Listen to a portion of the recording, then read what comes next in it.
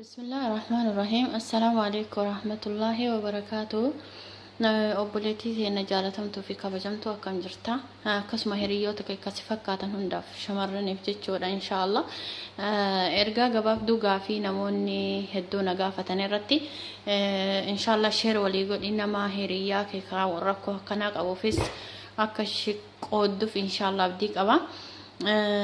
Dursee rabbiin shamarranis ta'e ijoo warroota dhiiraas ta'e kamiyyuu rabbiin aafiyaa isaa haa kennu. Itti aansuudhaan waa'ee qaama saalaa hasaasiyaa qaama saalaati. Hasaasiyaan qaama saalaa kun maal irraa nama qaba kan jedhuu fi gabaabinaan hasaasiyaan qaama saalaa ho'ina qaama uffata uffannurraa nu qabuu danda'a. Hasaasiyaan qaama saalaa saamunaa urgaa'urraa yookaan immoo nama hedduu wajjin fayyadamnurraa nu qabuu danda'a. Hasaasiyaan qaama saalaa bishaan ho'aa dhiqachuun yookaan immoo bishaan ho'aa yeroo istinjaa baanu yookaan wadda'annu bishaan nuti fayyadamnu sun bishaan ho'aa ta'urraan ho'aan yoo harka caalu ta'e hasaasiyaan irraa nu qabuu danda'a jechuudha. Kana qofaa miti hasaasiyaan qaama saalaa fakkeenyaaf yoonii fi gartee halkanis guyyaas uffata jalaa yookaan uffata satriidha akka paantii fi surree adda addaa uffata oo'u dirannee qilleensi qaama keenya yoo dha'uu dhabes dhukkuba hasaasiyaa qaama saalaatiif nu saaxilaa jechuudha. Kana qofaa miti ammalleen yeroo baay'ee moodisii fayyadamnu irratti moodisiin nuti fayyadamnu moodisii xabi'ii ta'uu qaba yookaan immoo orjinaala ta'uu qaba jechuudha. Kana yoo jedhu maal jechuu kiyya namoonni tokko tokko moodisii rakasaan gurguramu bitata jechuudha. Moodisii rakasaan bitamu kuni baakteeriyaa adda addaa yookaan immoo hasaasiyaa qaama saalaa kanaaf nu saaxiluu danda'a jechuudha. Yoon akkana siin jedhu kan fayyadamaa jechuun kee hin oolu. Wanni ati fayyadamtu irra caalaa mana faarmaasii deemtee dhiifama. Keessattuu warroonni Suudii keessa jiran faarmaasiitti gurgurama jechuudha. Wanta akka hafaazaadha, zayita waan akka kireemaa waan adda addaa jechuudha. Xabi'ii achi argattaa akkasitti waan san achi bitattanii akka fayyadamtan ergaa isinii dhaama warreen shamarranii jechuudha. Wanti biroo maa inni namoonni tokko tokko dhangala'aan qaama saalaa heddummachuu danda'a. Fakkeenyaaf uumamumaan qaamni saalaa dhangala'aan gosoota hedduu jira jechuudha. Akka qaama keenya keessa qabamu ka fedhii addaa kan immoo gartee miidhamaa adda kan ofuma isaati akkanumaan nurraa yaa'ulleen adda jechuudha. Waa hedduu jira gosoota agara 3 moo 4tu jira. Warri waan akkanaa qabdan yeroo baay'ee saamunaa fayyadamuu dhabuu irra caala jechuudha. Maaliif saamunaa yoo fayyadamne wanta kana hinutti heddummeessa. Yoo dandahame afaan qaama saalaa keenya baawdara ijoolleedhaaf bitamu jira joonsen isa jedhamu san jechuudha. Heddumminaan qaama keenya qaama saalaa gara keessaa osoo hin taane gara alaatiin afaan qaama saalaa keenya gubbarra joonsenii san fayyadamuu qabna jechuudha. Joonsen powder isa jedhu san jechuudha. Hayyee gama amma dhukkubaan eega saaxilamne booda yaala akkamitti of yaaluu dandeenya kan jedhu mana yaalaa osoo hin taane mana keenya keessatti wantoota yeroo gabaabaa keessatti hasaasiyaa kana baakteeriyaa kana nurraa ajjeesee fayyummaan keenyatti eegamuu danda'u ilaalla jechuun inshaallah bi'iznillah.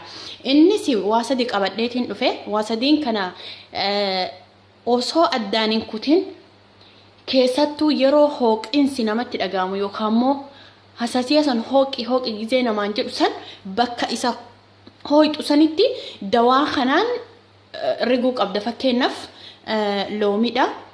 Loomiin kun fireeshiidha jechuudha. Yoo fireeshii manaan qabaatiin dhangala'oollee yoo qabaatte yoo fayyadamte rakkoon qabu. Garuu immoo xabi'ii isa kana wayya jechuudha. Maaliif orjinaala waan ta'eef keemikaala hin qabu.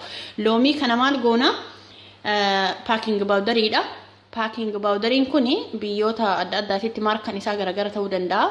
Alaa kulli haal paaking baawdar ta'uu qaba jechuudha. Isa kaameraa tahee kaameraa adii jechuudha. Isa duqeetii dafee akka inni daabboon bukaa'uu fi akka daabboon lallaafu akka taasisu jechuudha. Inshaallah akka godhuun si argisiisa yookaan si agarsiisa jechuudha. Bismillah. Amma hammaama deemuufiin barbaada keefii keetii yaa obboleettiiya.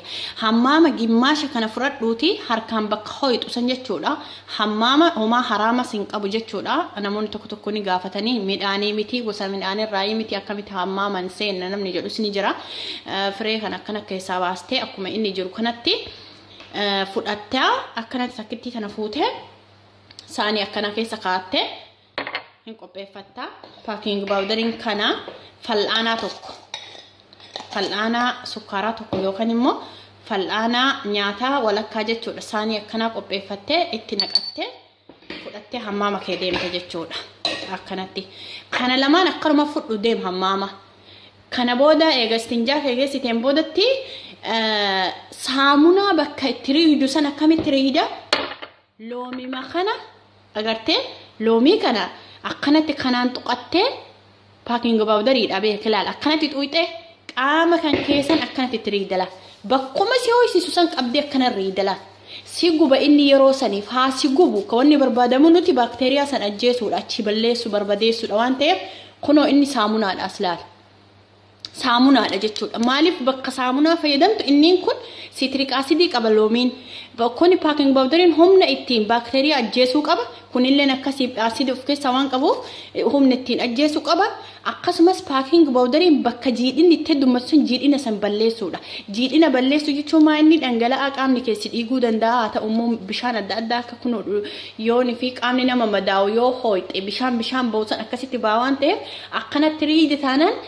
yeroo masan battaluma qaamni keessi ho'isaa jiru san wallahi yeroo masan dhaabata jechuudha yeroo masan sa'aati masi ho'isisu san akkasitti innuu silaayyuu harka keenarraa ol hin fuudhisin jedha haa si gubu obsi daqiiqaa 5 qofa si guba daqiiqaa 5 qofa si guba kana booda giri hin turi irra xiqqoo daqiiqaa 5 irra turi imariida san booda itti dabalta ammallee akkanatti tuqatteeni harcee jechuudha kanatti tuqite ittuma deebista ammallee osoo kanarraa niqin ittuma deebista riide haa dhiigu haa luqqa'u homaa rakkoon hin jiru jechuudha har'a qofaaf daqiiqaa 5 eega kanatti riideen boodatti bishaan itti facaafta harkaan riidu qaama kan kee bishaanuma itti facaasta jechuudha bishaan wayiin qicatte qaama keetti facaasta kun irraa bu'aa mitiire ammas immoo ittuma deebista ammas tuqattee akkanumatti itti deebista amma eegarraa dhiixee booda kana marsaa tokkoffaadha marsaa lammaffaas akkasumatti itti goota san booda bishaan irraa qulqulleessitee geessite wanti gochuu qabdumaa inni daa'ima okay daa'ima qopheessitiin jira yoo rabbiin si laaffisee daa'ima biyyaa argatte yookaan immoo daa'ima orjinaala argatte orjinaala kun orjinaala akka kiyyatti yoo argatin illee rakkoo hin qabu daa'ima fudhatta hin baay'istu yaani akkuma nama waa dibatu qibaatii dibatuutti anam akkanatti fuudhe bakka amma irraa itti rigee qaama saalaa kiyya eega dhiqeen boodatti kun irraa bishaan hin qulqulleesse miti keessuma isa daa'ima kanatti dibdala akkanatti itti dibda daa'ima obaafteetuma baay'iste eessatti tiriida hammaama keessatti miti hammaama keessaa eega baateen boodatti dhiixee eega baateen boodatti kiliiniksi akkanatti irra keetta qaama kan kee bishaanaa ofumaan maxxatu malee kiliiniksiin akkanatti ofin haxaayin ofin hooqin jechuudha kiliiniksi kanumatti bishaan irra kaa'e qaama saalaa kan keessan bishaan inni hin maxxata irraa fuudhi kana booda bakka ciisichaa dhaqe bakka ciisichaa dhaqe miti akkanatti daa'imatti dibda cuumu sirri obaaftee qaama kee keessa isaa san muluu jechuudha bakka silaa si hoosisu san guutuu isa akkana obaastaa kana boodatti sa'a tokkoof bakka saniin ka'in bakka ciiste sanii jechuudha akkasumatti miila kee addaan baniiti uffata ittiin uffatini daqiiqa sa'a tokkoof achiin turtaa san booda chikaatee hin dhiqini akkasumatti deemta bi'iznillahil kariim insha Allah sa'aatii sanirraa hooqaa abad ittiin deebitu garuu mootu hanga siifayyuu yeroo hedduuyyuu kanuma fayyadanii siin ja'a insha Allah daa'imallee haga guyyaa 3 itti dibuu addaan hin kutini paaking baawdarii fi loomin dhiqus guyyaa 3 addaan hin kutin siin ja'a barakallahu fiik obboleeyyan tiyya warriin rakkoo akkasii asaasiyaa kana qabdan barakallahu fiikum maaliif jennaan dhukkubni kuni deemee gara dhibee cobxoo waan akka fanxoo fi wantoota adda addaatiin isin saaxila waan taateef yeroo gabaabaa keessatti yaaluu qabdanii isin hin jedhu fayyaan faaya fayyaa ta'a assalamu alaykum wa rahmatullahi wa barakatuh fi amaanillah